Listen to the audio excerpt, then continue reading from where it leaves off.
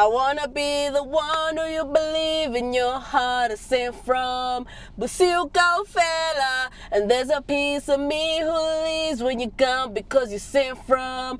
But still go fella.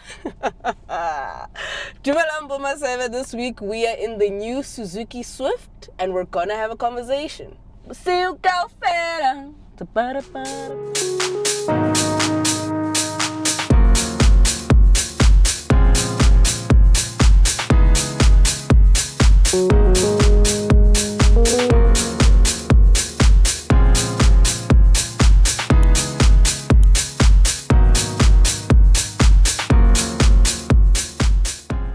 And if you are looking at this super adorable Suzuki Swift and want insurance on it, click the link in my description box, which will lead you to the Hippo website, where you can compare up to 12 different insurance quotes. Easy peasy lemon squeezy, and just like that, you can check which quote will suit your budget.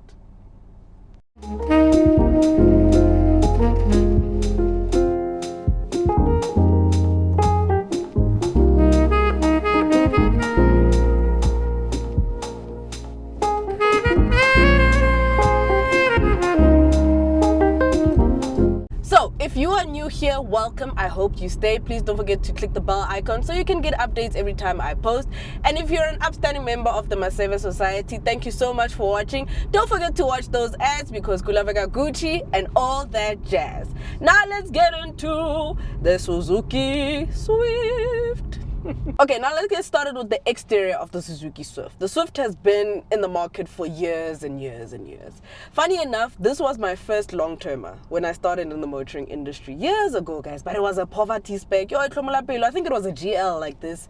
And it was a manual, this grayish nyana one. But I felt like I was the girl. Because, wow. And then you think back, last year I was in an Audi over December. Wow. God is good, guys. Anyway, enough of me yapping and reminiscing. They've updated the exterior, they've redone the headlamps as well. It looks a bit more sleeker. It looks newer. Yes, it looks newer. The headlamps, however, for me, seem very borrowed, right? Yesterday I was driving behind, I think it was that, it's a Jaguar E-Pace. I think it's an E-Pace, an SUV, and I thought it was the Swift because of that L daytime running light, that L strip, which is similar here. And also, it reminds me of that big Mini, the Countryman that we drove. So very borrowed, and it seems like a design I've seen before. However, I think it's a very nice looking car. I love this beautiful red color, very striking. It sits on 15-inch wheels. This is the GL model, so this is the mid-spec, this is not the GLX. And the biggest giveaway is the wheel cap. Is it a wheel cap, a rim, that thing? Yeah, because it just has this little cap slotted on. It doesn't look inherently terrible. I think the car looks really good on the exterior. Yeah, not much to really talk about in terms of the Swift. It's a very no fuss, no frill kind of budget car. It's always looked good. It's always looked cute. So I think the exterior, albeit the front does look a bit familiar and does confuse me with other vehicles, I think it looks really nice. Moving on to the interior, not much has been done. It's still very much a Swift. It feels like a Swift, but obviously there's been a bit of nip and tuck done to this interior. You've got your multifunction steering wheel. You've got an analog display, which is quite nice. I actually love the fact that there is an analog display. Very refreshing. Very old school. We're so inundated with all this modern digital clusters and stuff, so I love the simplicity of this analog cluster. In the middle you do have a bit of a display that shows you your fuel consumption and which gear you're in, things like that. So quite nice, quite well put together. This car does not have keyless entry. It's still that which is fine. You've got electric windows as well, electrically adjustable windows, which is nice. What's funny is that when you get into this car, it doesn't have central locking. So that's weird. So you have to actually lock the car yourself. So it's something that I picked up, I think in the Franks as well, I experienced. You've also got an infotainment system screen that's equipped with Apple CarPlay and Android Auto. What I like about this is just a seamless plug and play, no fuss, no frill, doesn't have many prompts. You just plug and you go. There's space for your phone, 2 cup holders up in front. There's 1 cup holder in the rear as well. Very nice door bins as well. Very well put together, very spacious. You've got your cloth seats. Not much to really talk about in terms of the interior. It's a very Bob standard budget car interior. One thing I can comment on is that there's a lot of plastics in this car.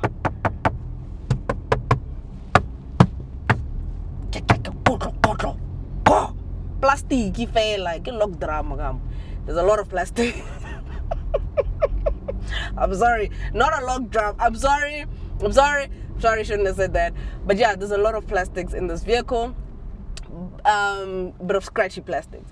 The one thing that I also realized about it is the fact that you see where the key goes in, there's a lot of scratches there. So this plastic now it's not going to age properly. So there's one, I'll show you guys the scratches and stuff like that. However, I think when you get into it, it's very common. It's a very budget car interior. Nothing too exciting, nothing too disappointing. I think it's just, and considering the price, I think this is absolutely fine. So for me, the interior, it's okay. So now let's get into the drive. What is powering the Suzuki Swift? So the Suzuki Swift uses a 1.2 liter engine, which produces 60 kilowatts and 112 Newton meters of torque, now mated to a CVT.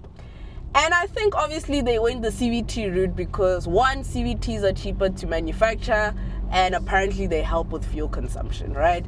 And I'm like, it's a budget car, it's a small little engine. I don't think you're not going to be doing 10 liters per 100. Speaking of fuel consumption, I'm doing 5.3 liters per 100 Ks, so I think that is quite efficient in its own right. Now, this is where things get very interesting. I don't understand this pairing of this engine and the CVT. Yeah, this car can make a noise, bruh. And it's going nowhere. It's going nowhere. You can accelerate on the highway. It's not going anywhere. It's literally staying in one place, and it's just like it is fighting for energy. Like it's just it's actually very interesting to like. I think the manual is a lot better. And that's why I say Suzuki manuals are one of the best manuals you can find. Their automatics leave a lot to be desired, but there's a lot of whininess, man. And yeah, that's the one thing I picked up. Speaking of highway driving, I did put it to its paces on the highway. It's not terrible, doesn't rattle or anything. It's just that noise and the strained sound from the engine. Which I feel could have been a bit alleviated. However, with the fact that this car is a budget car, I'm not too critical, I understand. So if you can, get the manual. However, I understand why people buy automatics, especially in traffic, instead of clutch balancing, honkari clutch plate and changing gears and whatever. There's a lot of ease. There's a lot of peace of mind as well when you have an automatic budget car. So I understand why people would buy it.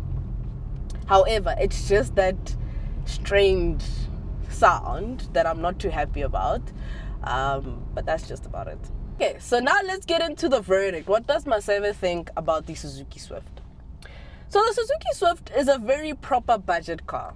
It has now kind of taken over what the Polo used to be, or the Polo Vivo in a sense, because the Polo and the Polo Vivo now are quite expensive. So this is what we call the starter pack. You know, you're starting to work, you're in varsity, you want the car to go to campus, you want the car to go out with, or you're starting your first corporate job, you buy a Swift, it's efficient, it's from a reliable brand, you know, all those kind of things. So it has the makings of being a great budget car. The only thing that's letting it down a lot is the excessive use of plastics, and secondly, this drive and the way it sounds so strained on the highway. Other than that, I understand why this car sells in bulk.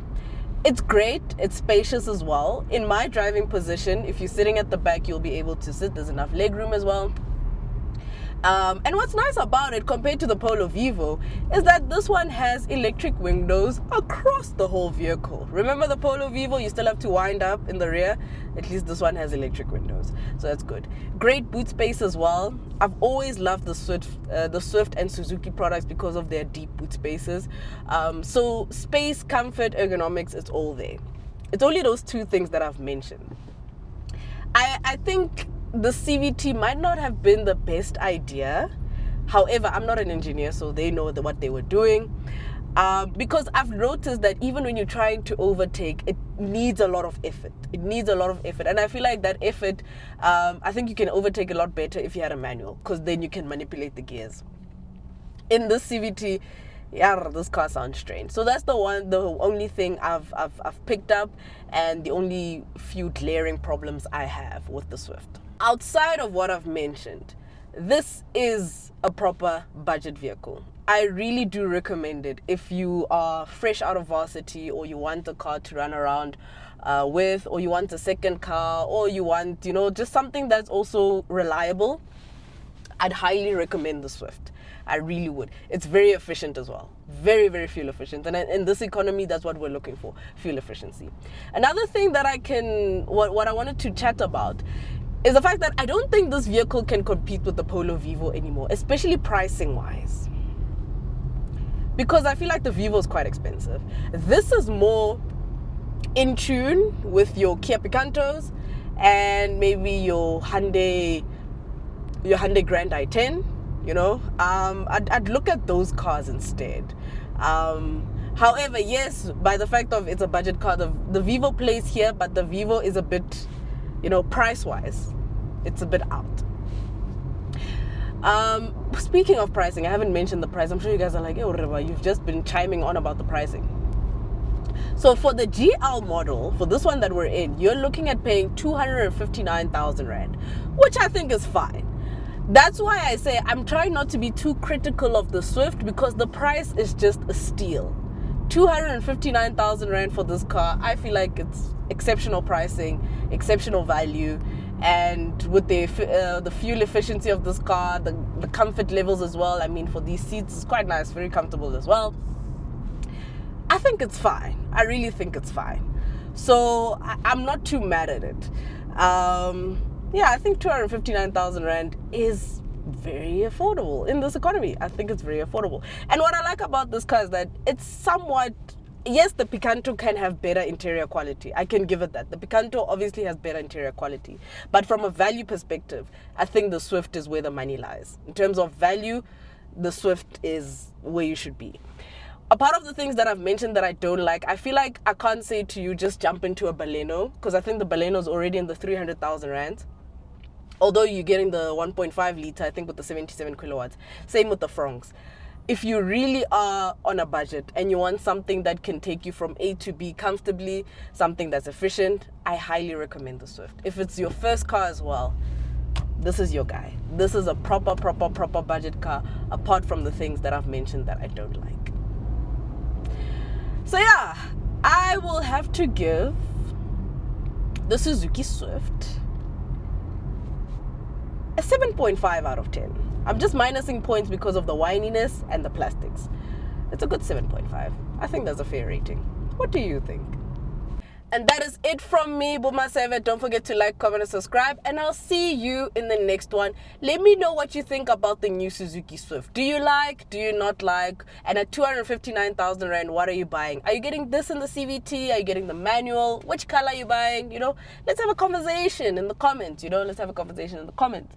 Yo, guys, this diet plan is rocking me, man. Like, yo, Kore, I've just been eating bread and all brand flakes, man. The problem with all brand flakes, they make me gag like, oh, I don't want to do that on camera, but yeah. But like, I've been eating that, and now I can't eat full cream yogurt anymore. I have to eat low-fat yogurt. Oh my gosh, guys. Losing weight is hard, guys. Don't gain weight. Don't gain weight. If you can, avoid gaining weight. But yeah, now it's time for me to run some errands and to go eat. Well, no, I ate, so I have to have a snack. And I can only snack on fruits. Hey, nakhaletse pie jo. Yo, o ka re motho a ka ja pie. Pie ka Fanta orange. Ke batla pie fela, like steak and kidney. No, pepper steak ka Fanta orange. That is a long outro. Anyway, guys, thank you guys so much for watching. Don't forget to watch those ads because Kulava got Gucci and all that jazz. And I'll see you in the next one. Bye!